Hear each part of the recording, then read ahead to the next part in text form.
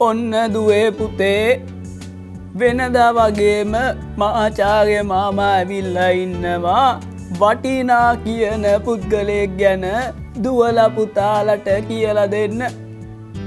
පසුගිය අපේ වැඩසටහන් එහෙමත් මේ දුවලා පුතාලා අනිවාර්යෙන් බලන්න ඇති. පුංචි ඔයාලගේ අදහස් යෝජනා චෝදනා හැම දෙයක්ම අපිට හරි වටිනවා. ඒ හැම දෙයක්ම අපිට කතා කරලා කියන්න පුළුවන්. ෆෝන් නම්බර් එක දිස් වෙනවා රූපවාහිනී තිරේ. ඔයාලගේ අපූරු නිර්මාණ කවි ගීත එතකොට ලස්සන චිත්‍ර ඒ සියලු නිර්මාණ ඔයාලට දිදුල ටීවී අපේ ලිපිනය වෙත යොමු කරන්න පුළුවන්.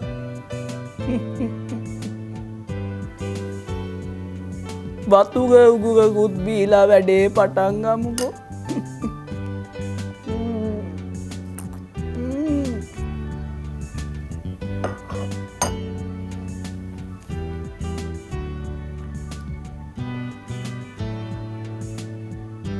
දිදුල ටීවී නාලිකාව නරඹන පුංචි දුවලා පුතාලා මේ වැඩසටහන නරඹන්නේ රූපවාහිනී දිගියනේ. රූපවාහිනියේ දිගට ඇවිල්ලානේ. සිනමාව ගැන මේ දරුවෝ මොනවද දන්නේ?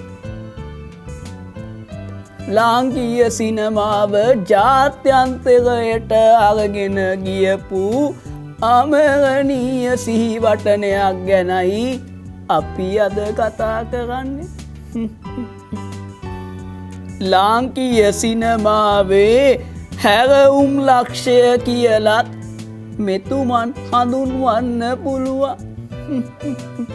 ගෙදර ඉන්න පුංචි ඔයාලට දැන් මතක් වෙන්න ඕන කවුද මේ උත්තම පුද්ගලයා උත්තම පුරුෂයා කියලා. අපි බලලා ඉමු.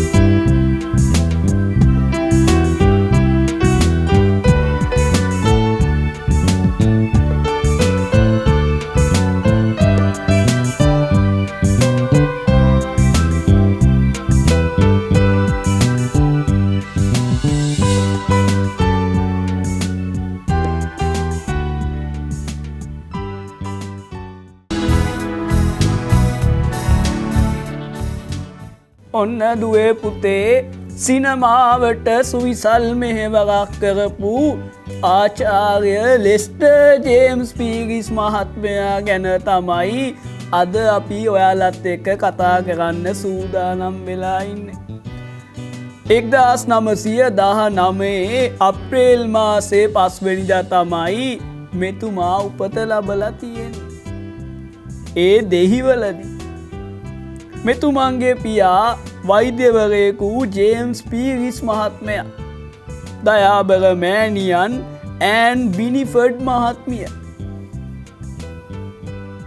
රෝමානු කතෝලික මධ්‍යම පාන්තික පවුලකට අයිති වෙච්ච මෙතුමාගේ නිවසේ කතා කරන්න හැකි වෙච්ච එකම බස ඉංග්‍රීසි භාෂාව.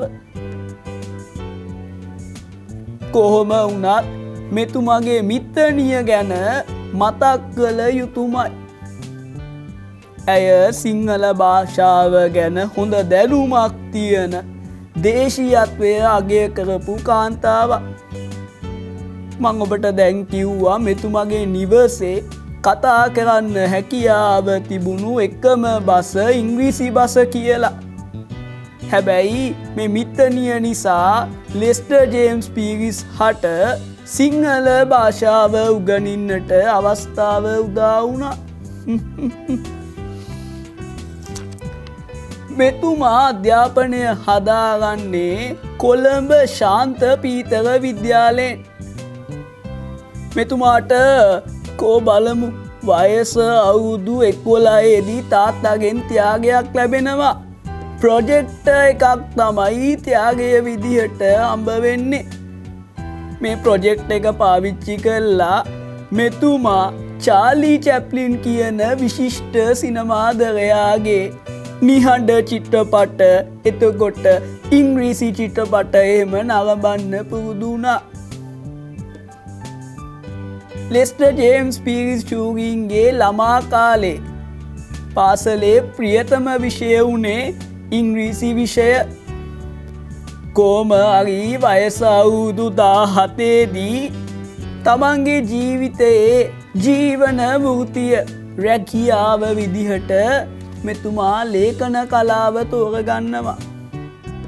ඒ ආපු ගමනෙන් සිනමාව තුළ විප්ලවීය වෙනස්කම් බොහොමයක් කරන්නට මෙතුමා සමත් වුණා.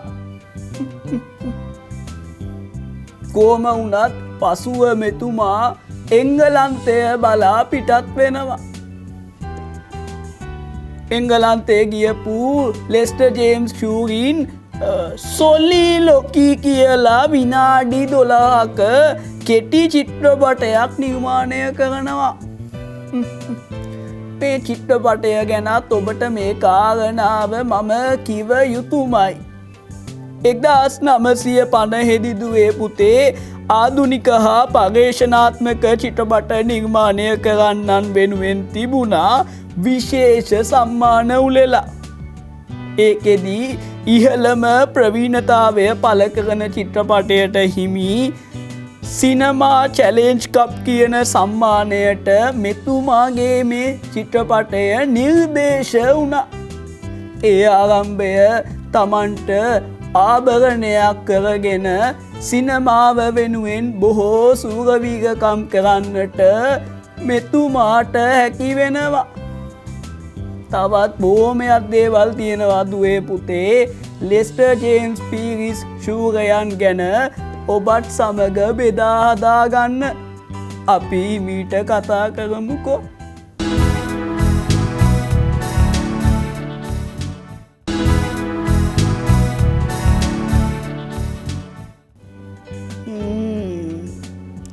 සොලිලොකී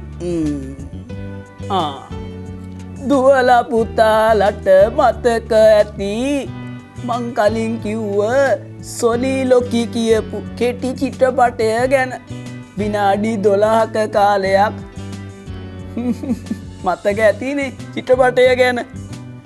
ඔය චිත්‍රපටයත් එක්ක ලෙස්ටර් ජේම්ස් පීරිස් ෂූරින් තවත් ශක්තිමත් වෙලා තමන්ගේ සිනමා නිර්මාණ කරනවා. ළමාවියට අයිබෝවන් කියන කෙටි චිත්‍රපටය ලෝකේ හොඳම ආධුනික චිත්‍රපටය ලෙස බ්‍රිතාන්‍යයේදී සම්මානයට පාත්‍ර වෙනවා. කොයි තරම් නම් ජයග්‍රහණයක්ද. පාසල් වියේ ඉන්න අපේ දුවල පුතාලත් තමන්ගේ හැකියාවන් වලින් කුසලතාවයන්ගෙන් ජයග්‍රහණ ලබා ගන්න ඕන. ඒ දේවල් ඔයාලගේ අනාගතයට හරි වටිනවා. 1952දී මෙතුමා නැවත ලංකාවට එනවා. කොහෙද හිටියේ? එංගලන්තේ. 1952 තමයි ආයි මෙතුමන් ලංකාවට එන්නේ. 1956දී මෙතුමා විසින් අධ්‍යක්ෂණය කරනවා හරි අපූර්ව චිත්‍රපටයක්. 1956දී කියමු බලන්න චිත්‍රපටේ නම. ඔය පුතා කියන්න බලන්න. රේඛාව. 1956. හොඳට මතක තියාගන්න ඕන. සාමාන්‍ය දැනීමටත් හරි වටිනවා මේ කරුණු කාරණා. දේශීය සිනමා වංශ කතාවේ අමරණීය සිහිවටනයක් විදිහට මේ චිත්‍රපටය හඳුන්වා දෙන්න පුළුවන්. බලපු නැති දරුවෝ හොයාගෙන කොහොමරි බලන්න ඕන.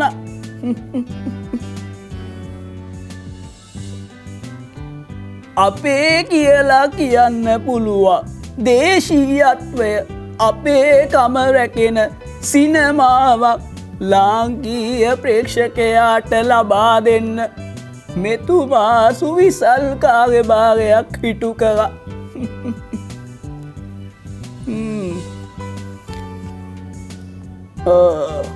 එක්දාස් 950 දශකයේ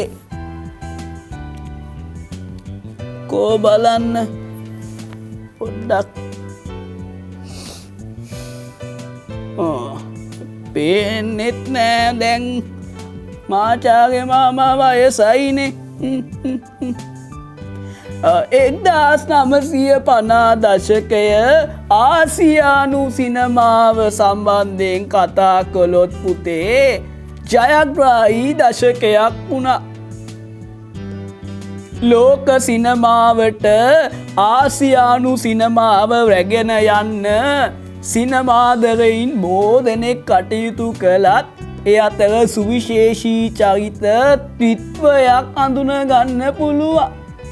ත්‍රිත්වයක් කිව්වේ පුතේ දුවේ 3 දෙනෙක්.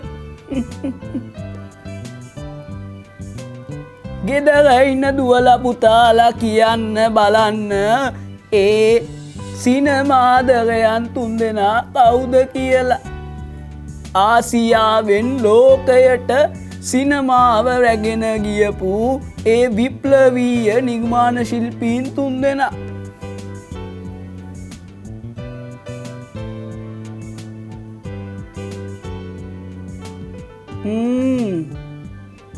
එක සිනමාදරයෙක් ආසියාවේ ජපානයේ අකිර කුරසෝවා කියන සිනමාධ්‍යක්ෂකවරයා. එතුමන්ගේ රශෝමාන් සිනමාපටයෙන් ලෝකයට යනවා, ජාත්‍යන්තරය ජයග්‍රහණය කරනවා. අනිත් කෙනා අසල්වැසි ඉන්දියාවේ. සත්‍යජිත් රායිගේ පාතර පංචාලි කියන චිත්‍රපටයෙන් තමයි ඉන්දියාව ආසියාවෙන් ලෝකෙට යන්නේ.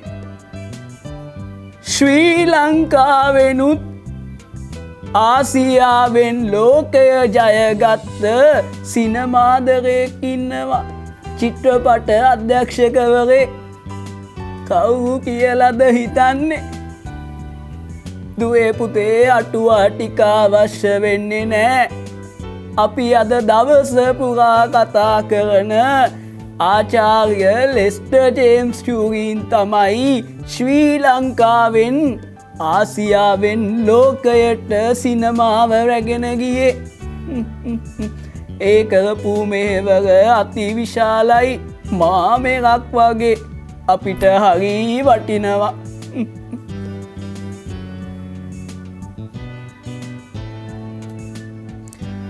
ලෙස්ටර් ජේම්ස් ටියුරින් ගැන කතා කළොත් දේශීයත්වය, ගැමි ජීවිතය ගැනත් මෙතුමා තේමා කරගෙන අපූර්ව සිනමාපට නිර්මාණය කරලා තියෙනවා.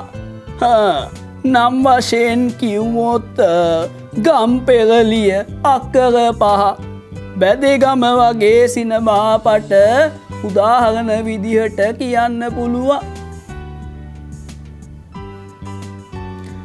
ඒ වගේම නවදීල්ලි අන්තර්ජාතික සම්මාන උළෙල ගැනත් සිහිපත් කළ යුතුමයි. මෙතුමාගේ අපූර්ව හැකියාව අගයමින් ඊට වටිනාකමක් ලබා දෙමින් ජාත්‍යන්තරිකව මෙතුමාව ඇගීමට ලක් වෙනවා.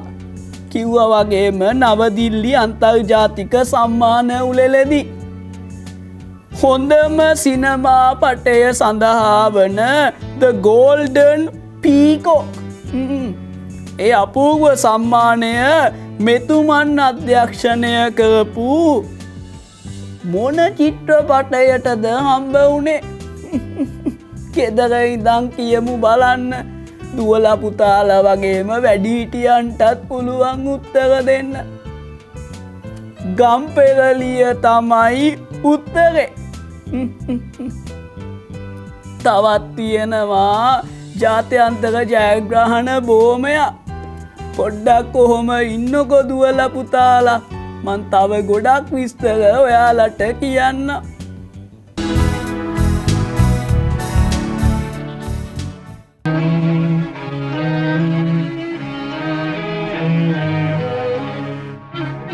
Rekava, Dr. Lester's debut film, deviated from the popular South Indian cinematic traditions of the day, revolutionized Sri Lankan cinema, and created a new Sri Lankan identity.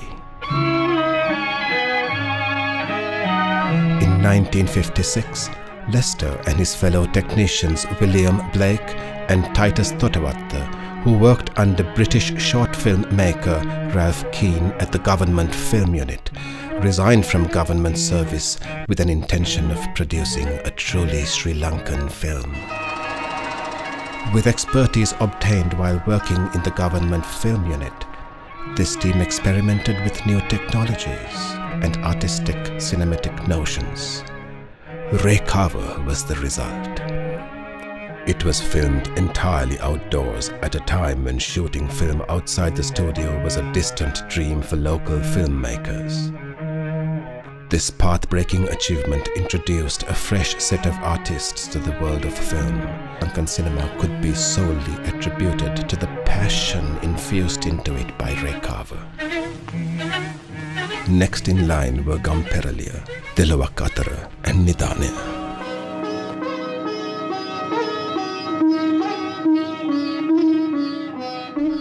These were some of Lester's greatest award-winning cinematic creations that earned him both local and international repute, cementing him as a legend within the film fraternity.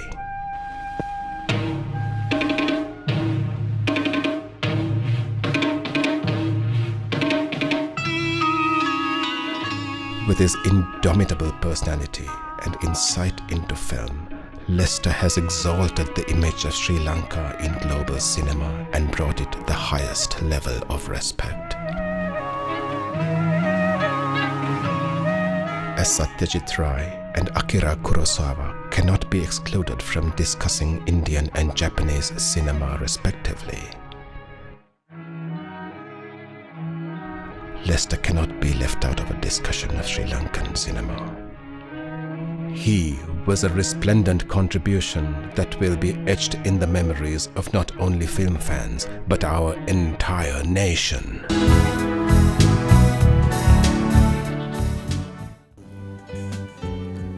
දුවේ පුතේ නවදිල්ලි අන්තර්ජාතික සම්මාන උළෙල විතරක් නෙමෙයි මෙතුමා මෙක්සිකෝවෙත් සම්මානයට පාත්‍ර වෙනවා. වර්ෂය කිව්වොත් 1960 මෙක්සිකෝවේ අකපුල්කෝ ලෝක චිත්‍රපට උළෙලදී ගෝල්ඩන් හෙඩ් ඔෆ් පර්ලෑන්ක් කියන සම්මානයෙන් තමයි මෙතුමා පුදනු ලැබුවේ. අපේ රටට කොතරම් ආඩම්බරයක්ද අභිමානයක්ද. 1978 තුන්වන කයිගෝ අන්තර්ජාතික උළෙලේදීත් හොඳම චිත්‍රපටයට පිරිනැමෙන සම්මානයකින්ද මෙතුමා පුදනු ලැබුවා. ඊට අමතරව දුවේ පුතේ ප්‍රංශ රජය විසින් commander of arts and letters සම්මානයෙන්ද කෑන්ස් සිනමා උළෙලෙදී ගෞරව සම්මානයකින් වගේම ඉන්දියාවේ යාවජීව කර්තව්‍ය කියන ගෞරව සම්මානයනුත් මෙතුමා පිදුම් ලබලා තියෙනවා. කොයිතරම් තේජවන්ත අභිමානවත් සිනමාදරේද්ද කීර්තිමත් විශ්වකෝෂයක්ද. ඒ වගේම මෙතුමාට ලාංකීය විශ්වවිද්‍යාල දෙකක් වන පේරාදෙණිය විශ්වවිද්‍යාලය හා අනිත් එක මොකද්ද පුතේ කැලණිය විශ්වවිද්‍යාලය. ඔය විශ්වවිද්‍යාල දෙකෙන්ම ලෙස්ටර් ජේම්ස් පීරිස් මහත්මයාට ආචාර්ය උපාධිය පිරිනමනවා. ඒකයි එතුමන්ව ආචාර්ය ලෙස්ටර් ජේම්ස් පීරිස් ටියුරින් කියලා අපි හඳුන්වන්නේ. ඒ වගේම මෙතුමා මෙරට සිනමා අවුලකදී වැඩිම සම්මානයට පාත්‍ර වූ සිනමා අධ්‍යක්ෂකවරයා ලෙසයි සැලකෙන්නේ. වැදගත්ම කාරණාවක්. මෙතුමා අධ්‍යක්ෂණය කරපු චිත්‍රපට කීපයකුත් මම දුවලා පුතාලට කියන්නම්කෝ. මීට අවුරුදු 18කට විතර කලින් මගේ ගණනය කිරීම හරිනම් 2002 අප්‍රේල් 5 වෙනිදා මෙතුමාට උපහාරයක් පිණිස මුද්දරයකුත් නිකුත් කරනවා. 2002 අප්‍රේල් 5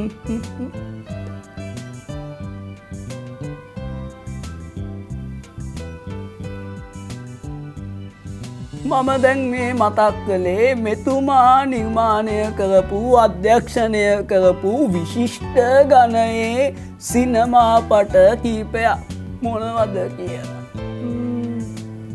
ඔබත් එක කතා කරපු රේඛාව චිත්‍රපටය මතක් වෙන්න ඕනා මුලින්ම. ඒ විතරක්ද සංදේශය, ගම්පෙරළිය, දෙලොවක් අතර, ගොලු හදවත, අක්කරපා නිධානය, දැස නිසා. මඩොල් දුව චිත්‍රපටයේත් අධ්‍යක්ෂකවරයා වන්නේ ලෙස්ටර් ජේම්ස් පීරිස් ටියුරින්. කලියුගය, යුගාන්තය, ෆෑ කන්ද වලව්ව, අම්මා වරුණේ. හරි අපූර්ව චිත්‍රපට තොගයක්ම මෙතුමා අධ්‍යක්ෂණය කරලා තියෙනවා. ඔය මං කීපයක් විතරයි දුවලා පුතාලට කිව්වේ. ඔය දරුවනුත් දෙමාපියොන්ගේ සහාය ඇතුව අන්තර්ජාලයෙන් වගේ පොත්පත් එහෙම කියවලත් විෂය කරුණු එකතු කරගන්න ඕන. අධ්‍යාපනය කියන්නේ දුවේ පුතේ දැනුමට විතරක් නෙමෙයි. ආකල්ප, කුසලතා, මේ සියලු දේ අධ්‍යාපනය තුල තියෙන්න ඕන. ඔබත් දැනුම, කුසලතා වගේම ආකල්පවලින් හෙබි දරුවන් වෙන්න ඕන. ආකල්ප කිව්වමත් ධනාත්මක ආකල්ප වෙන්න ඕන. එහෙම යහපත් පුරවැසියන් තමයි රටක්, ලෝකයක් දිනන්න අවශ්‍ය වෙන්නේ. හොඳට ඔලුවට දාගන්න ඕන මේ කියන දේවල්. සිනමාව කියන්නේ මොකක්ද කියලා හරියට දන්නේ නැති ශ්‍රී ලාංකිකයන්ට සිනමාව ගැන හරි අවබෝධයක්, මඟ පෙන්වීමක් ලබා දෙන්න ආචාර්ය ලෙස්ටර් ජේම්ස් ටියුරින් කටයුතු කරා. හෙළ සිනමාවේ අග්‍රගණ්‍ය සිනමාකරුවා විදිහට ඒ පරිසමාප්ත අර්ථයෙන් මෙතුමන් හඳුන්වා දෙන්න පුළුවන්. දේශීය සහ ජාත්‍යන්තරික වශයෙන් සම්මාන රැසකින් මෙතුමා පුදනු ලැබුණා. ඒ ගෞරවය ශ්‍රී ලාංකිකයින් වශයෙන් අපටත් මහත් ආඩම්බරයක් වෙනවා. අද එතුමන් අප අතර නැති වුණත් දුවේ පුතේ ඒ සේවය, සිනමා කර්මාන්තය දියුණු කරන්න දක්වපු දායකත්වය අපරිමිතයි, අප්‍රමාණයි.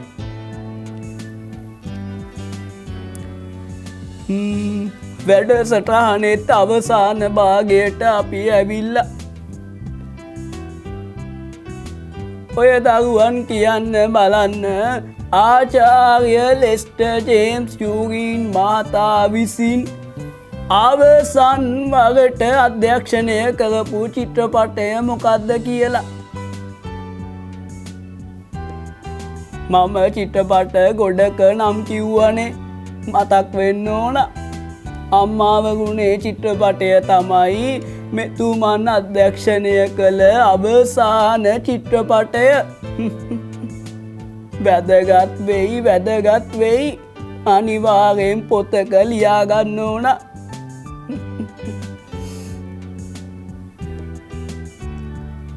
හෙළ සිනමා කර්මාන්තය නගා සිටුවන්න මෙය පෝෂණය කරන්න අපූර්ව සේවාවන් රැසක් කරපු එතුමන් අප හදවත් තුළ සදානුස්මරණීය වෙනවා.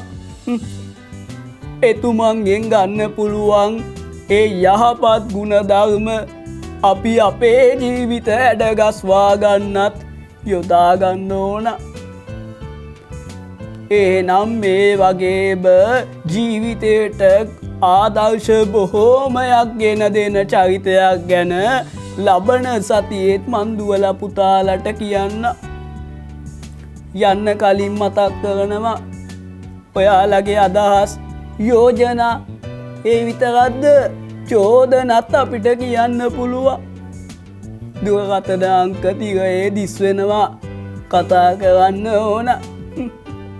ලස්සන නිර්මාණ කවි කතන්දර චිත්‍ර නිර්මාණ පවා අපිට එවන්න පුළුවන්. ටීවී දිදුලා අපේ ලිපිනයට ඒ නිර්මාණ ටිකත් මතක ඇතුව දුවල පුතාලා එවන්න. එහෙනම් දුවේ පුතේ ලබන සතියේ හමුවීමේ බලාපොරොත්තුවෙන් මං සමුගන්නයි මේ සූදානම. ඔබ සැමට සුබම සුබ සතියක් වේවා.